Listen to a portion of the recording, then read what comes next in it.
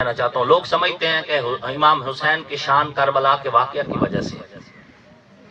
میں اس نظریے کو ٹوٹلی کنڈم کرتا ہوں۔ کربلا کی وجہ سے حسین کی عزت نہیں ہے، کربلا کی عزت حسین کی وجہ سے، ورنہ تو ایک ریت کا ٹیلا ہے، اس کی کیا اوقات ہے۔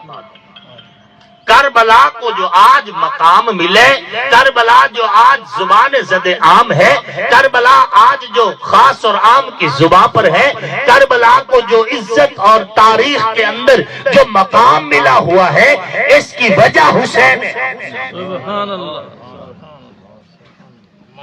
اپنا ایمان بڑا صاف ہے، کربلا کا واقعہ نہ بھی ہوتا حسین پھر بھی جنت کا مالک تھا۔ آپ کو اور مجھے نمازوں کے لیے جو کرائیٹیریا دیا گیا ہے وہ ہے اعمال، اعمال کرو گے جنت ملے گی، باقی اللہ فضل سے دے گا، وہ ایک الگ بات ہے، لیکن ہمیں سکھایا یہ گیا قرآن اور حدیث میں کہ اعمال کرو، اعمال کرو، اعمال کرو، جنت جاؤ گے، یوں بتایا گیا۔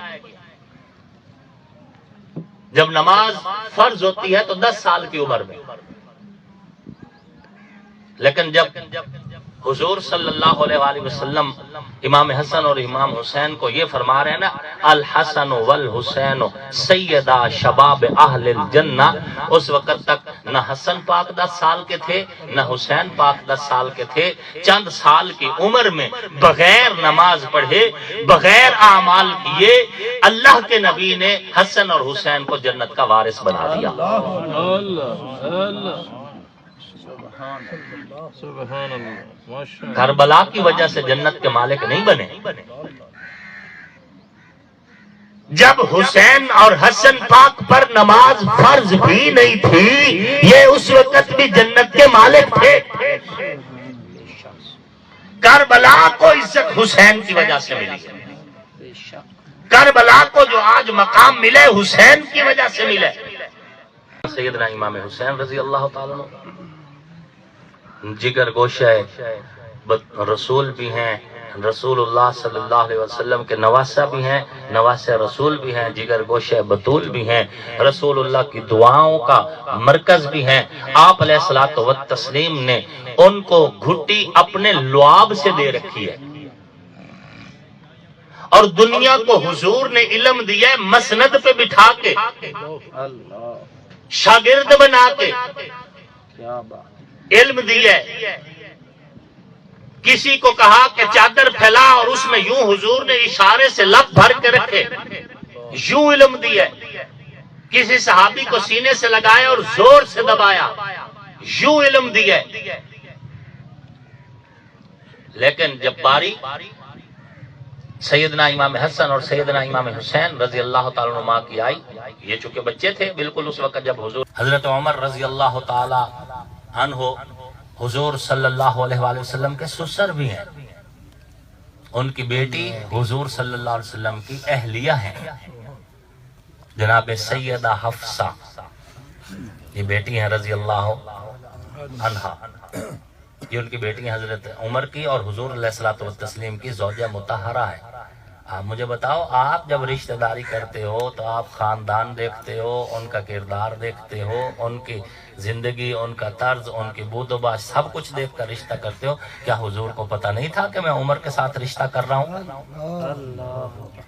میں عمر کے ساتھ رشتہ کر رہا ہوں۔ کیا حضور کو، جب آپ یہ بھی کہتے ہیں کہ حضور کو پہلے کا بھی علم تھا اور جو بعد میں ہونا ہے اس کا بھی علم تھا، تو پھر حضور کو یہ بھی علم تھا کہ عمر میرے ساتھ مخلص ہے، اس لیے میں اس کے ساتھ رشتہ کر لوں۔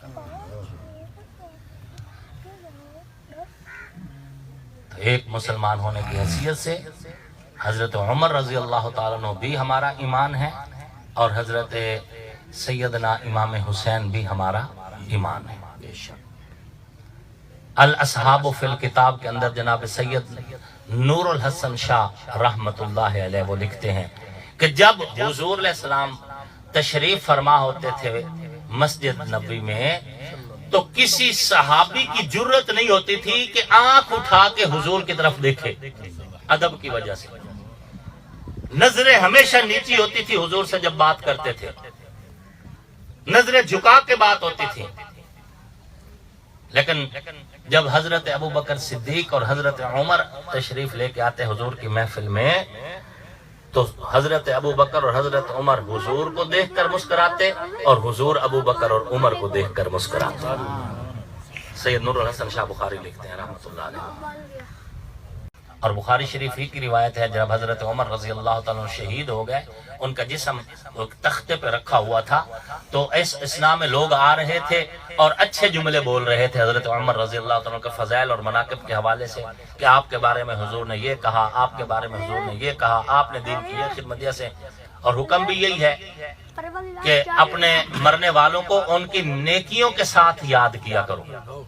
نیکیوں کے ساتھ. تو حضرت عبداللہ ابن عباس رضی اللہ تعالیٰ عنہ، یہ جناب سیدنا حضرت عباس کے بیٹے حضرت عبداللہ رضی اللہ تعالیٰ عنہ یہ فرماتے ہیں کہ میں موجود تھا اور میرے پیچھے ایک بندہ کھڑا ہو کر کہہ رہا تھا کہ عمر تو کتنا خوش نصیب ہے،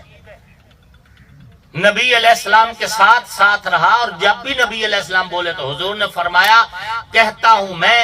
ابو بکر اور عمر، سنا میں نے ابو بکر نے اور عمر نے، گواہی دیتا ہوں میں ابو بکر اور عمر، حضور جب بھی بات کرتے تھے ابو بکر اور عمر تیرا نام ضرور لیا کرتے تھے.